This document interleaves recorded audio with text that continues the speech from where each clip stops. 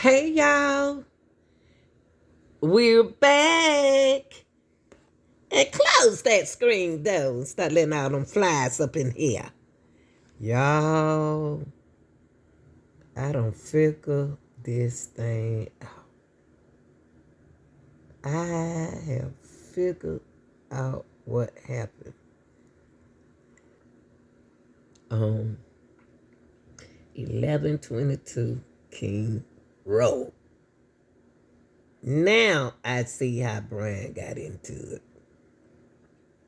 So y'all, we're going to talk about the house. All right, y'all, we back. Something that y'all don't know about the house. Okay?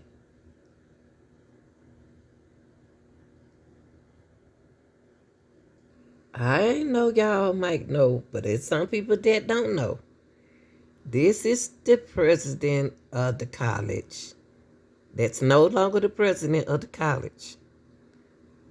Dr. Green on 1122 King Road. The University of Idaho former president S.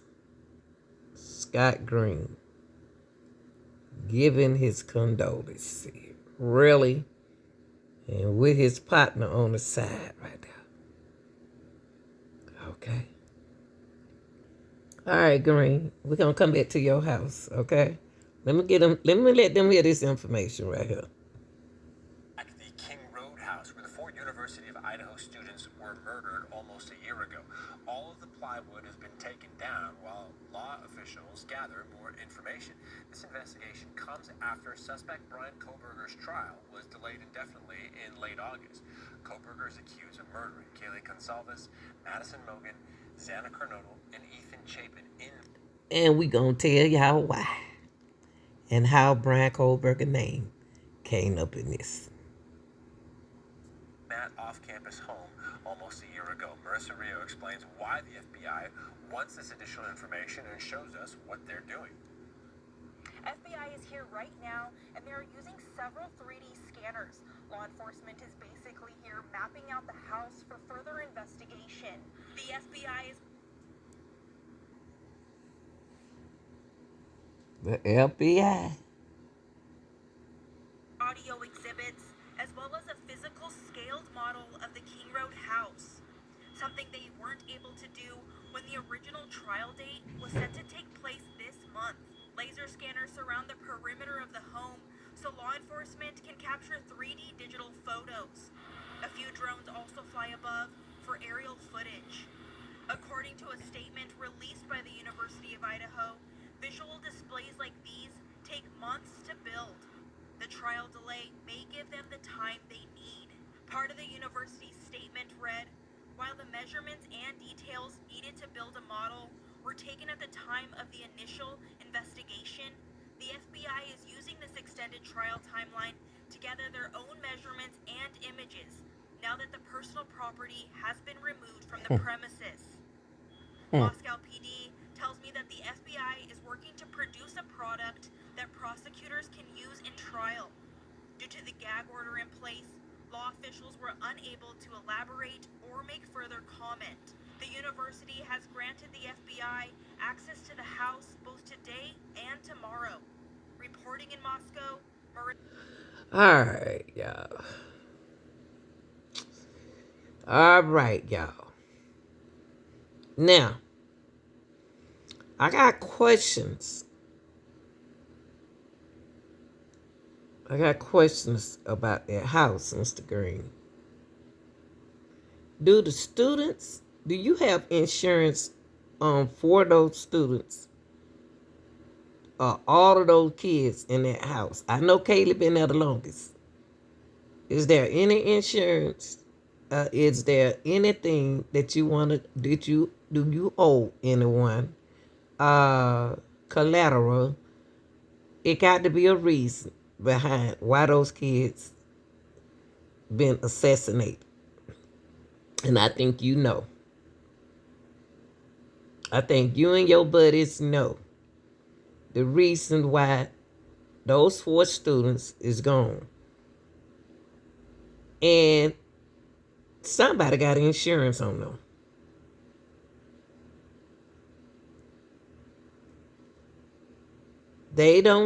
People just don't just kill like that in the 2000s. Come on, let's hear what you got to say about this. Come on now, because we knew you was going to tear that house down. That was your house. That was your house. And your buddy over there on the side of you know it too.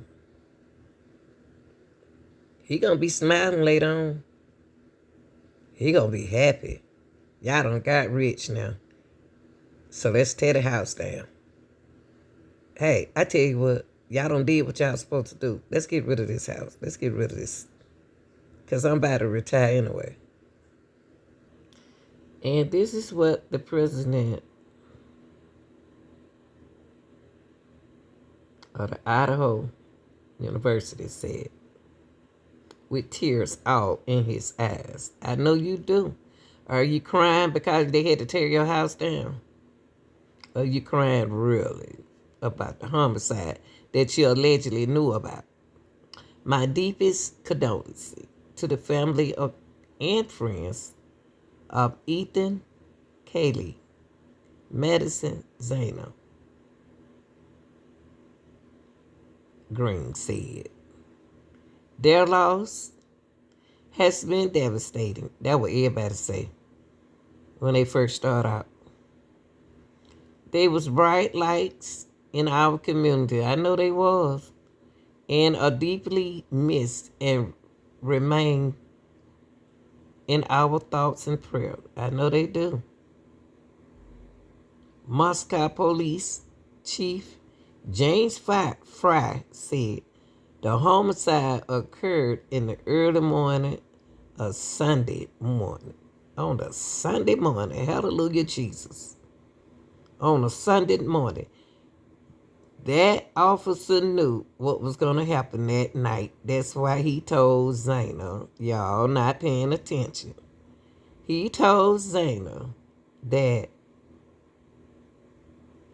I'm going to let the dean know that we had to come by here. Y'all don't gave that dean no hell about that house now. And the police department tired of Mr. Fry, tired of it. Okay? Because the house don't belong to the kid. The house belonged to Dr. Green. 2 of the victims had attended a party earlier that evening with the other 2 seen downtown. Listen to y'all. They celebrating. They celebrating. I'm going to put this right on. Now, everybody know that they was at that food truck. Before returning home, 1:45 a.m., police did not respond to the resident until noon. All right, DM. What's going on, DM? Tell us what's going on that y'all knew about it. Cause a lot of y'all children inside that house during the day and at the night. Y'all knew what was going to happen that night. Cause was strangers in that house. All boys and girls. Yes, everybody was in the house except for the people who stayed there. Dr. Green. Investigators are unsure whether the doors was locked prior to the homicide. Y'all didn't have to do no, but SDM, did they lock the door? But stated there was no property damage. Oh, they didn't want the house. They did what they was told to do.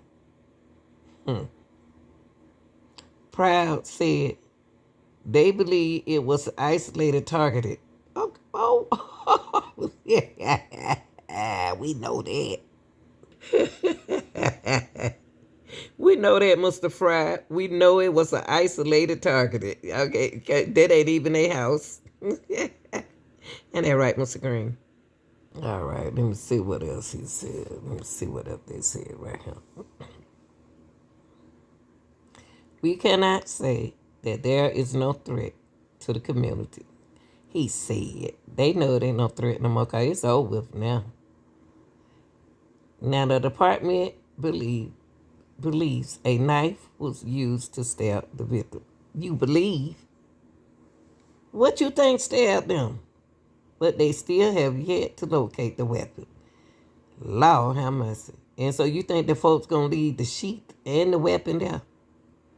And a suspect or person of interest. You think the person of interest is gonna stay there? And y'all already know who it is?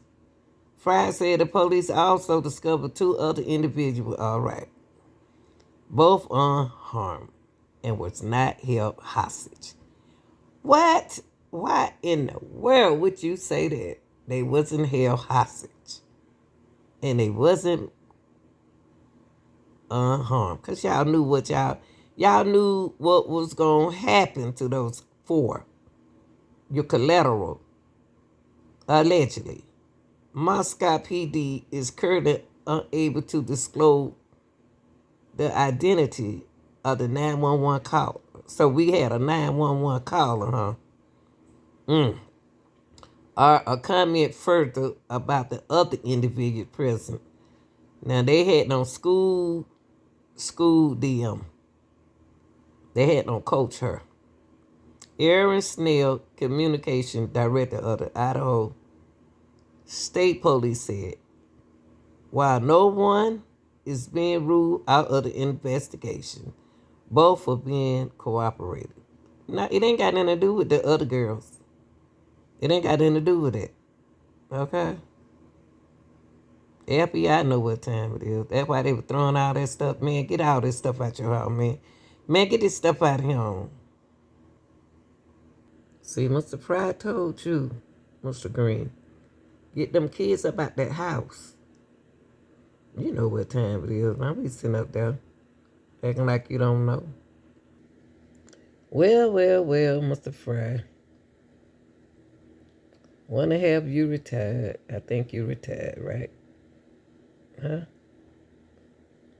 No, you still not the police chief. All right, y'all. After everybody, before everybody retired, you had Mr. Green retired. You had Mr. Fry retired after 30 years. Everybody want to leave because they know they can go now. We done did what we had to do. And y'all ain't gonna never find out what happened because Brian know. Because Brian got hired with the WSA. University of Idaho students were murdered is retiring from the Moscow Police Department. 54-year-old James Fry spent the last 8 years of his 30-year career as the chief of the Moscow Police Department. But he's not leaving law enforcement, he's just taking a different approach. Bronte Saratsky talked with Fry today about his future. Chief of the Moscow Police Department, Chief Fry, says he's ready for a change. He's stepping down from the police department, but not law enforcement. I will be putting my name in to run for sheriff. In November of 2022, Fry was at the helm of the... Ain't he a man? So he gonna step down from the chief, huh? After all this don't happen, right? But he's still in law enforcement after 30 years. department when the eyes of the nation focused on Moscow, wanting answers in the murders of 4 students. I think I can take a lot of what I've learned here and carry it over to another great agency in our local area, and I think I just bring a different perspective. Y'all heard what he said. Y'all don't see what's going on. You got a sheath, no weapon. You got description and no person. You have a house full of blood coming outside of the house and no suspect. You got a white car that's supposed to be in the scene. Y'all don't see what's going on. They telling y'all what's going on without telling y'all what's going on. Even though he retired, but he's still in law enforcement, so he's still in there. In the midst of working through a tragedy in his own community, he and his department were met with criticism. For weeks, information was limited. Some worried they weren't able to handle the investigation, until an arrest was made less than 2 months later. Even though I couldn't say a whole lot, we still needed to get out as much information as we could. So that was a challenge. That experience made him realize that anything can happen.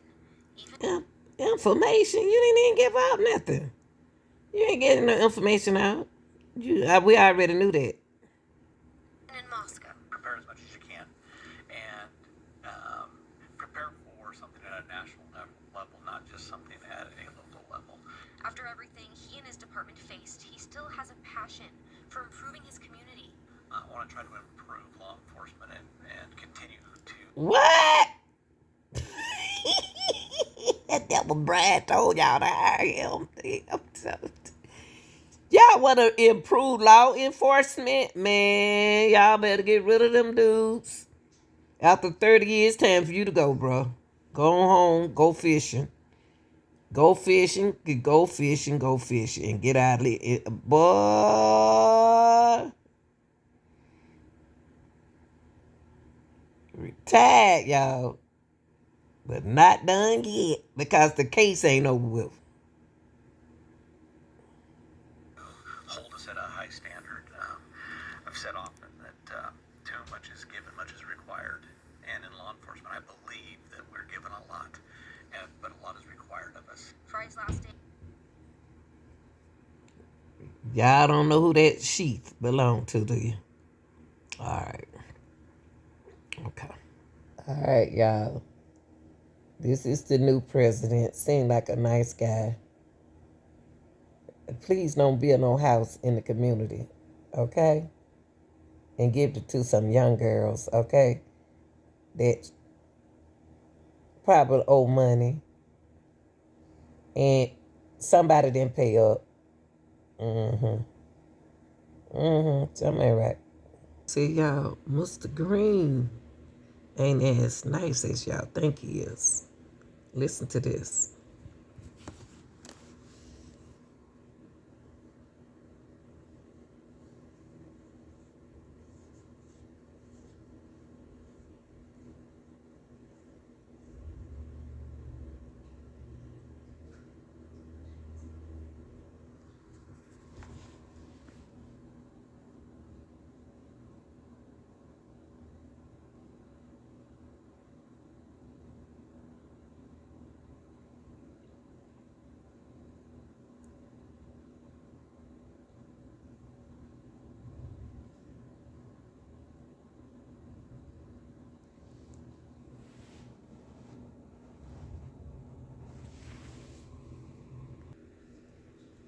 Mr. Green is something else. He is sitting here talking to the panel in the mid-semester, the national controversy surrounding abortion through the University of Idaho president. Why is Mr. Green talking about abortion? Y'all, abortion is arguably the most emotional and divisive issue in the country today. And we would expect the conflict entrepreneur to try to monetize the green rope in it. What did this got to do with Idaho education? The decision that women should make. I told y'all we're bigger than y'all think. Y'all,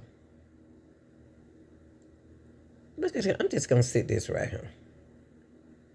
He accused Mr. Green, denied that the university would use public money to pay student travel expenses for an abortion. He accused the student journalist of writing an inadequate article about the Student Emergency Fund. And he accused critics of capitalizing the distortion for political gain. What? In college?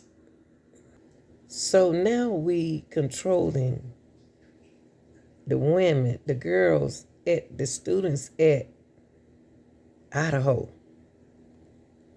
Zayna, Kaylee, Madison, Ethan,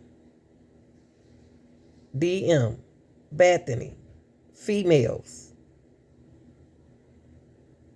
Sheesh. Now you know we can't leave you out either. You don't retire too, but you still in the law enforcement. You ain't going nowhere until the end of the year, but you not with WSU no more. Then getting Brian the job, but Brian was part of the job in the white car. Yeah, Brian white car. Yeah, he retired. Y'all, everybody retired after the Idaho killing. Y'all better put two and two together. That's why y'all can't figure nothing out, because they already know the answers. What they allegedly don't want y'all to know, Brian was working for them, okay? Brian allegedly probably was the boy in the white car. Brian's supposed to pay his Brian's supposed to do what Brian's supposed to do. But Brian's supposed to keep his mouth shut as well. Okay? Cause that's the plan, that's the part of the plot. Brian know what happened. Cause Brian is part of Pullman. WSU. Poor boy scared for his family.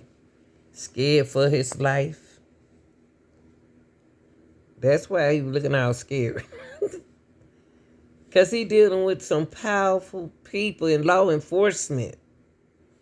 Yeah, and he got a lot of credentials. Brian was working. They know what they were doing when they sent Brian over there. Brian saw it all. Over to district court. And at that time, you can enter a plea of not guilty, and you can have a jury trial set within 6 months of your appearance in district court. Alleges that you committed the felony offense of murder in the first degree. It alleges that the defendant, Ryan C. Kohberger, on or about November 13th, 2022, in Lake County, state of Idaho, did willfully, unlawfully, deliberately, with premeditation, and with malice aforethought, kill and murder Madison Mogan, a human being, by stabbing Madison Mogan, from which she died, in violation of Idaho Code 18-4001, 4002, 4003, and 4004. The maximum penalty for this offense, if you were to plead guilty or be found guilty, is death or imprisonment for life. Do you? Yes. Hey, y'all. If y'all work for... Police described the case as very complex, and it took more than 6 weeks for a suspect to be arrested. We pieced together... Let me ask y'all something. People, come on now. Y'all smart. If y'all work for that department, if y'all work for the police department, okay? Let me ask y'all something. You got a family, right? You love your family, right? Would you play along with what they accusing you of? They accusing Brian. They making Brian take that. They know they don't have no proof that Brian did nothing, okay? I don't think they said it was a white car where they tried to play Brian. But Brian ain't the alleged killer. Okay, allegedly. What would y'all do to protect your family? Don't forget he young now and scared. Information from a case affidavit released by authorities, verified publicly available evidence, and pulled in ABC News reporting to create a visual timeline outlining significant events in this case. I'm Emmanuel Saliba. We already know her timeline, so we ain't gonna do that again, young lady. We know your timeline. But it's not gonna put Brian Kohberger at the scene and trying to get away at the same time. Why? How? Come, he ain't got no blood on him. I wonder, did she ever get her food? I wonder, did she order that food? I really want to know who put her name on that paper to order that food. I don't believe she ordered that food. I don't believe she ordered that food. I believe somebody used that girl credit card and and made that order for her. Y'all know during that time that we hitting everybody news and the girl news right here.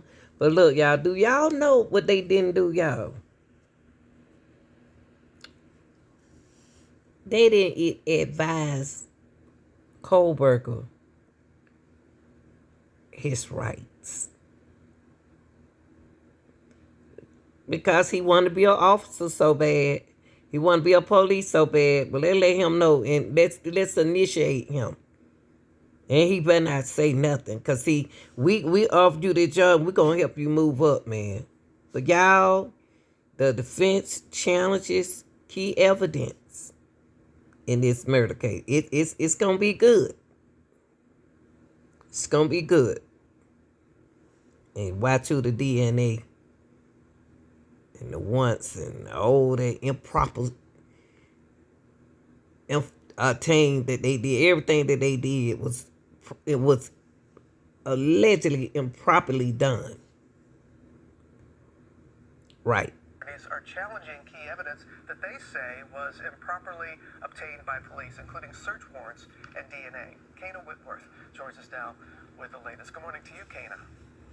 Yeah, Robin, good morning. So these are sweeping challenges that center around the investigative genetic genealogy and how authorities linked Kohberger to the crime in the first place, as well as his dramatic arrest in the dead of night despite weeks of surveillance where they say he was seen unarmed. This morning, new court filings from Brian Kohberger's defense team depict a chaotic night when the former PhD student was arrested at his parents' home in Pennsylvania. His lawyers claim during the raid, law enforcement broke the front door of home, shattered the sliding glass door of the basement, and held the entire family at gunpoint. They ain't got no rights to do that, y'all. They ain't got no rights to come in there and do what they did to Brian. They know Brian know what's going on, cause Brian was working with them. Okay? Brian, they scared Brian gonna be the telltale. Brian, you better open up that mouth and tell your family to move out in the country somewhere to Mexico. And save yourself, honey. Death penalty, really, to save your family, that's why your mouth glued.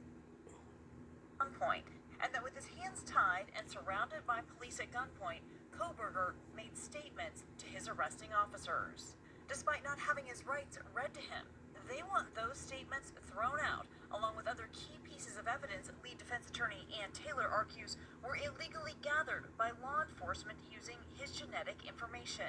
Authorities linking Kohberger to the crime after they say they found DNA that was a statistical match on the button strap of a knife sheath at the crime scene, where Xana Kernodle, Kaylee Gonsalves, Madison Mogan, and Ethan Chapin were found stabbed to death. When law enforcement uses that positive match, and comes from it is fruit from a poisonous tree.